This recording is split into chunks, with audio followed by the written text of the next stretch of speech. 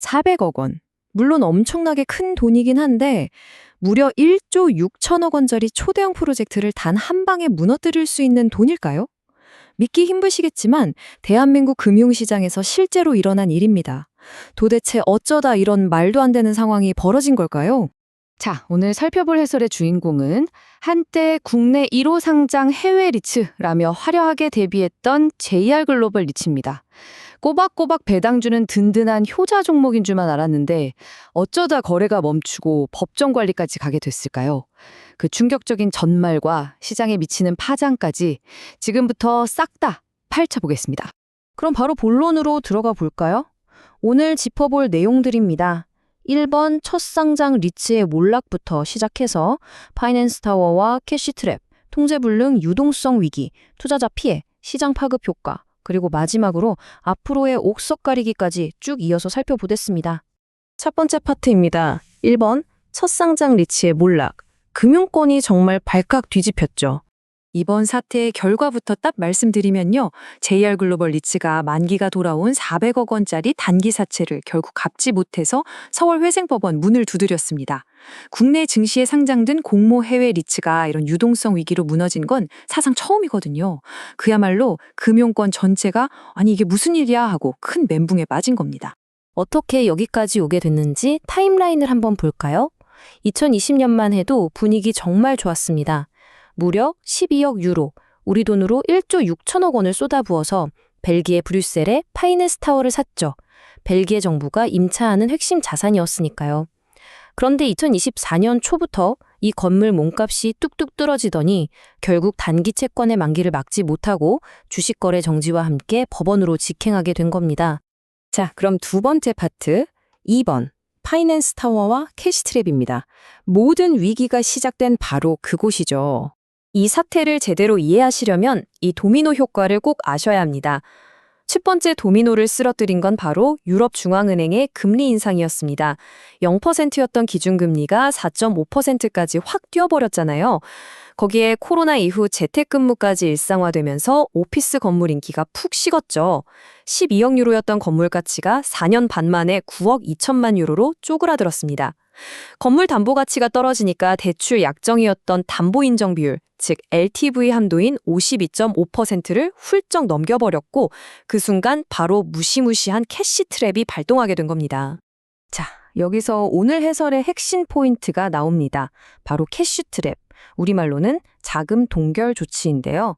이거 진짜 무서운 개념입니다. 쉽게 상상해 볼까요? 건물 가치가 떨어지니까 덜컥 겁이 난 해외 선순위 대출 기관들이 야, 이 건물에서 나오는 임대료 싹 다 묶어 하고 금고를 아주 꽁꽁 잠가버린 겁니다. 건물 자체는 멀쩡해서 월세가 꼬박꼬박 잘 들어오고 있는데 JR글로벌 리츠 측으로는 단 한 푼의 현금도 안 넘어오는 거죠. 완벽하게 돈줄이 끊긴 셈입니다. 그런데 불행은 꼭 겹쳐서 오죠. 환율마저 이들을 완전히 외면했습니다. 처음 투자할 땐 1유로에 1,400원대였는데 이게 1,700원대까지 미친 듯이 올랐잖아요. 리츠 특성상 해외 자산을 살 때 환해지 계약을 무조건 맺어야 하는데 원화 가치가 이렇게 폭락하니까 당장 토해내야 할 환해지 정산금만 1,000억 원으로 눈덩이처럼 불어나 버린 겁니다. 진짜 숨이 턱 막히는 상황이 된 거죠. 이어서 세 번째 파트입니다. 3번, 통제불능의 유동성 위기. 그야말로 거대한 빚의 장벽을 마주하게 됩니다. 당장 코앞에 닥친 청구서들이 얼마나 거대했는지 한번 보실까요? 캐시 트랩 때문에 주머니에 먼지만 날리는데 당장 갚아야 할 단기 사채가 400억 원, 며칠 뒤인 4월 30일에 만기 돌아오는 공모채가 600억 원, 거기에 5월 4일에 정산해야 할 환해지 비용이 무려 1,000억 원이었습니다. 감당조차 불가능한 빚의 해일이 말 그대로 한꺼번에 덮쳐버린 겁니다. 진짜 엎친 데 덮친 격이라는 말이 딱 맞습니다. 자산 가치 떨어지고 당장 현금도 없으니까 신용평가사들이 가만히 있겠어요? 기업 신용등급을 투자 적격인 BBB 플러스에서 투기 등급인 BB 플러스로 딱 한 칸, 딱 한 계단 강등시켰습니다. 근데 이 한 계단이 치명타였어요. 투기 등급 딱지가 붙어버리니까 시장에서 새 채권의 발행에 기존 빚을 돌려막는 리파이낸싱 길이 완전히 막혀버린 거죠. 결국 손을 들고 법원에 구조를 요청할 수밖에 없었던 겁니다. 네 번째 파트, 4번, 막대한 투자자 피해. 여기서부터는 정말 안타까운 소액 주주들의 눈물겨운 이야기입니다. 이 사태가 단순히 덩치 큰 금융기관들만 손해보고 끝나는 문제가 절대 아니에요. 이 차트 한번 보시겠어요? 소액 주주 비율이 무려 74%에 달합니다. 사람 수로 따지면 2만 8천 명이나 돼요. 안전하게 배당 수익 나온다는 말만 믿고 은퇴자금이나 피 같은 여유자금 넣으신 평범한 분들이 하루아침에 이 거대한 폭탄의 정중앙에 서게 되신 겁니다. 투자자별 상황을 좀 더 자세히 뜯어보면 정말 처참합니다. 소액 주주분들 주가가 최고점 대비 반토막 나서 1,100원대까지 추락했는데 그마저도 주식 거래가 뚝 끊어져서 돈이 아예 묶여버렸습니다. 국내 회사채 투자자들 상황은 더 아찔해요. 채권값이 35%나 폭락했는데 문제는 이 채권이 무담보, 후순위라는 겁니다. 만약에 담보권을 쥐고 있는 해외 대주단이 원금 회수하겠다고 건물을 헐값에 매각해버리면 우리 국내 투자자들은 진짜 한 푼도 못 건질 수 있는 벼랑 끝 위기인 거죠.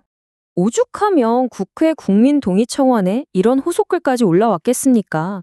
국가가 승인한 상장 리츠에 대국민 기만이다. 하루아침에 전 재산을 잃게 생긴 서민 투자자들을 살려주세요. 정말 뼈아픈 대목이죠. 운용사가 안전자산이라고 철떡같이 홍보했던 걸 믿었던 만큼 분노가 극에 달하신 겁니다. 이제 이건 단순한 개인 투자의 실패를 넘어서 불안전 판매 의혹에 정부 차원의 개입을 요구하는 큰 사회적 이슈로 번지고 있습니다.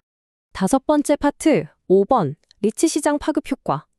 이 충격파가 시장 전체를 어떻게 뒤흔들고 있는지 보겠습니다. 당연히 JR 글로벌 리츠 하나 무너졌다고 안 끝나죠? 투자 심리가 완전히 꽁꽁 얼어붙으면서 아무 문제 없이 멀쩡하게 잘 굴러가던 마스턴, 롯데, 하나 같은 우량 상장 리츠들 주가까지 4%에서 8%씩 줄줄이 미끄러졌습니다. 시장 전체가 패닉에 빠진 겁니다. 사태가 이러니까 국토부, 금융위 같은 당국도 부랴부랴 긴급회의 열고 행여나 개인 채권 불안전 판매는 없었는지 합동 검사까지 착수했습니다. 이제 앞으로 리츠들은 기초자산이 진짜 튼튼한지 현금 동원력은 있는지 이전과는 비교도 안 될 만큼 아주 깐깐한 시장의 검증을 받게 될 전망입니다. 마지막 6번째 파트입니다. 6번, 옥석 가르기. 그렇다면 앞으로 우리의 투자 전략은 어떻게 달라져야 할까요? 이번 사태를 겪으면서 극명하게 갈린 두 결과가 시사하는 바가 아주 큽니다. 시장 지수를 그냥 기계적으로 따라가던 패시브 ETF들은 JR 글로벌 리츠를 비중대로 담고 있다가 수익률 하락에 직격탄에 온몸으로 맞았습니다. 반면에 펀드 매니저가 직접 신용 위험을 분석하고 개입하는 액티브 ETF들은 어땠을까요? 이들은 부실 위험을 미리 감지하고 JR 글로벌 리츠를 단 한 주도 포트폴리오에 담지 않아서 충격을 완벽하게 방어해냈습니다. 무조건적인 분산 투자가 항상 정답은 아니며 진짜 깐깐한 신용 위험 분석이 얼마나 중요한지 제대로 증명된 사례죠. 고금리가 일상이 되고 겉으로는 보이지 않는 캐시 트랩 같은 무서운 함정들이 곳곳에 숨어 있는 시대입니다. 여러분 혹시 아직도 리츠는 무조건 배당 주는 안전자산이라는 이름표만 철석같이 믿고 계신 건 아니겠죠? 내가 투자한 리츠의 진짜 기초자산 가치는 도대체 얼마인지, 그리고 위기 상황이 터졌을 때 운용사가 제대로 대처할 수 있는 현금 체력이 있는지 지금 당장 날카롭게 꿰뚫어 보셔야 합니다. 오늘 이 해설이 여러분의 투자 포트폴리오를 다시 한번 단단하게 점검하는 좋은 계기가 되었길 바랍니다. 끝까지 함께해 주셔서 감사합니다.